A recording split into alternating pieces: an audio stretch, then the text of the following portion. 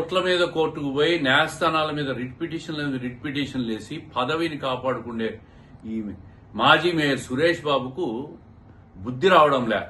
ఈ రోజు కూడా కోర్టులో మళ్లీ తొలగించిన దాని మీద కోర్టులో వేసి కోర్టు కూడా నీ పిటిషన్ తిరస్కరించిన విషయం నీకు తెలుసో తెలీదో.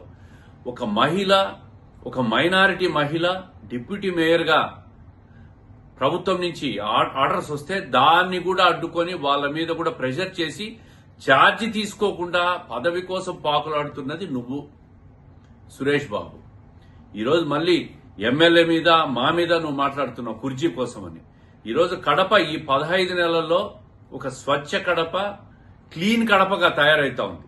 ఒక అభివృద్ధి చెందిన కడపగా తయారైతా ఉంది.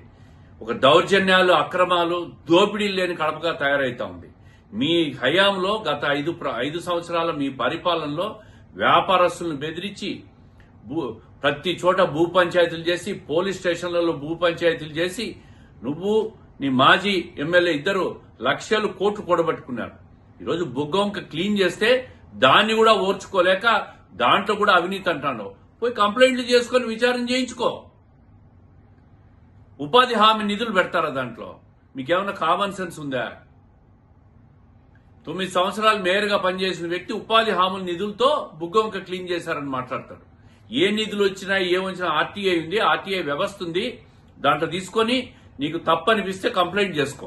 అంతేగాని పదవి కోసం 6 నెలల నుంచి పిటిషన్ల మీద పిటిషన్లు వేసి నిలుపుదల చేసుకుని దాన్ని అన్ని రకాలుగా ఆ పదవిని కాపాడుకొని దానికోసం తాపత్రయపడుతున్న నువ్వు ఈరోజు నువ్వు చేసిన తప్పుకు ప్రభుత్వం నిన్ను తొలగించిందంటే ఈ రాష్ట్రంలో ఏ కార్పొరేషన్ లో కూడా మేయర్ను ఈ 70 సంవత్సరాల్లో ఏ కార్పొరేషన్ మేయర్ను కూడా ఎక్కడ తొలగించలే. నిన్ను తొలగించిందంటే చట్ట ప్రకారం నువ్వు తప్పు చేశావు, నువ్వు దొంగతనం చేశావు, దోపిడీ చేసినావు, కార్పొరేషన్ మేయర్గా అక్రమాలు చేసినావు. కాబట్టి ఈరోజు ప్రభుత్వం అన్ని విచారణలు చేసి కోర్టు కూడా నీ పిటిషన్లను డిస్మిస్ చేసిన విషయం ఒక్కసారి గుర్తుపెట్టుకో. సిగ్గు నీకుండాలా సురేష్ బాబు గారు, నీకు సిగ్గుండాలని చెప్పి ఇంకొకసారి ఇట్లాంటి మాటలు మాట్లాడొద్దు. పదవి పోయింది, ఇంట్లో పోయి పండుకో.